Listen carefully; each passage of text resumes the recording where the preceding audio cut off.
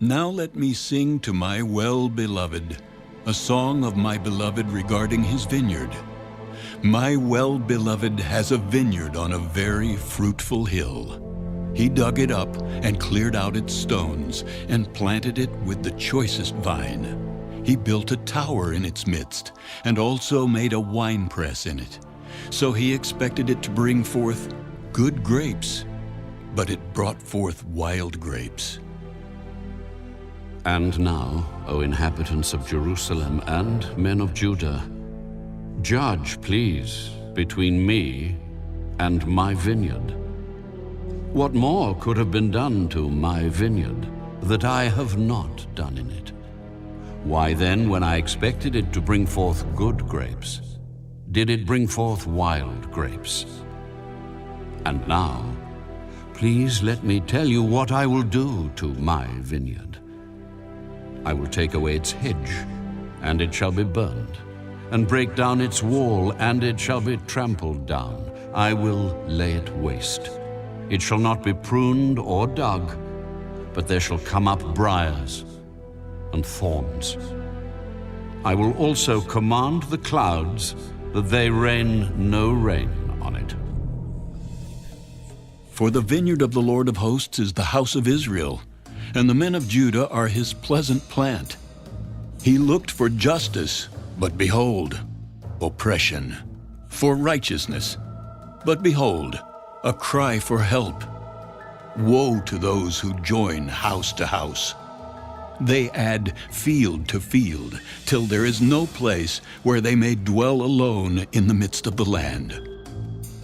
In my hearing the Lord of hosts said, Truly, many houses shall be desolate, great and beautiful ones without inhabitant.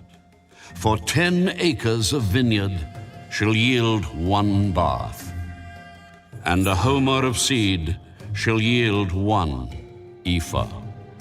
Woe to those who rise early in the morning, that they may follow intoxicating drink, who continue until night, till wine inflames them. The harp and the strings, the tambourine and flute, and wine are in their feasts. But they do not regard the work of the Lord, nor consider the operation of his hands. Therefore my people have gone into captivity, because they have no knowledge. Their honorable men are famished, and their multitude dried up with thirst. Therefore Sheol has enlarged itself and opened its mouth beyond measure. Their glory and their multitude and their pomp, and he who is jubilant shall descend into it. People shall be brought down, each man shall be humbled, and the eyes of the lofty shall be humbled. But the Lord of hosts shall be exalted in judgment, and God, who is holy, shall be hallowed in righteousness. Then the lambs shall feed in their pasture, and in the waste places of the fat ones strangers shall eat. Woe to those who draw iniquity with cords of vanity, and sin as if with a cart rope, that say, Let him make speed and hasten his work, that we may see it. And let the counsel of the Holy One of Israel draw near and come, that we may know it. Woe to those who call evil good and good evil, who put darkness for light and light for darkness, who put bitter for sweet and sweet for bitter. Woe to those who are wise in their own eyes and prudent in their own sight. Woe to men mighty at drinking wine. Woe to men valiant for mixing intoxicating drink, who justify the wicked for a bribe, and take away justice from the righteous man.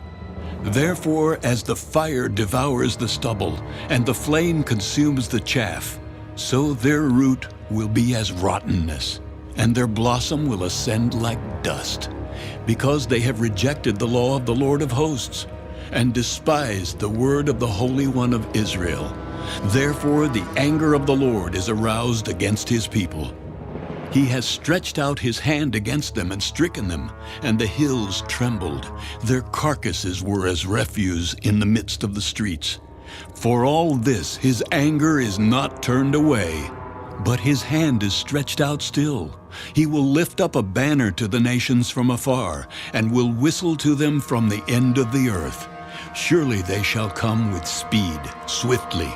No one will be weary or stumble among them. No one will slumber or sleep, nor will the belt on their loins be loosed, nor the strap of their sandals be broken, whose arrows are sharp, and all their bows bent. Their horses' hooves will seem like flint, and their wheels like a whirlwind. Their roaring will be like a lion. They will roar like young lions. Yes, they will roar and lay hold of the prey. They will carry it away safely, and no one will deliver. In that day they will roar against them like the roaring of the sea.